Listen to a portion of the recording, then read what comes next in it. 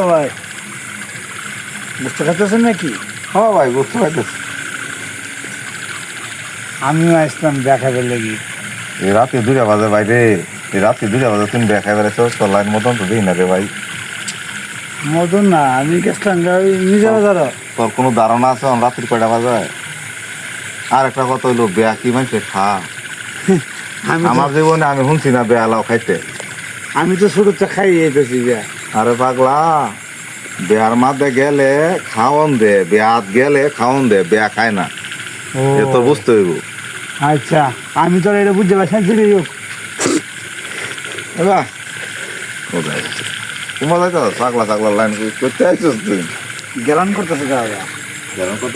হ্যাঁ গেলাম তো বই বিয়া বাড়ি যখন ওই না যা দেখে আড্ডি মাটি মনে করে রয়েছে, যা কয়েকটা তো হয়ে খায় গাদা তা। ওই বাজে বসেছিলাম।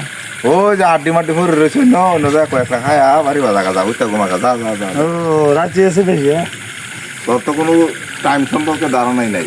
অনেক রাত্র হয়েছে গা, ওই যে আড্ডি মাটি কুত্তা মুত্তা খাইতেছে ওই না যায় কয়েকটা খায় টাইম বেশি লেট হয়েছে গাতে যে রাত্রির বাজে একে গড়ে উড়ে দিলে তো দিনের একটা হয়ে যা তাহলে খাওন গা। চোদ্দ করতে মন ছিল না, তুমি যে আজকে কি খাইতে হস আমার বুঝছ? তুই যে আজকে কি শোনাইতে হস আমার, আর 14 কথা শোনাইতে হস খালি। রাত্রির বাজে একটা গড়ে টাইমটা উড়ে দিলে তো আবার দিনের একটা হয়ে যাবো গা। আরে ভাগলা রে, তুই তোরা যেটা খুশি এটা কর, যা না দেখা যা যা। কাম হলো না, এবার শেষলাম। আচ্ছা উতরা নাকি এটা দুনিয়ার পাগলা দু, এই উদ্রা করতে আইছে অত রাইতে, বিয়া খাইবা লেগে আইছে এই বলে। এরকম আশ্চর্যজনক লোক তো আমি দেখি না, জিন্দিগি তো দেখছি না। রাহাতি দু পাগলা রে।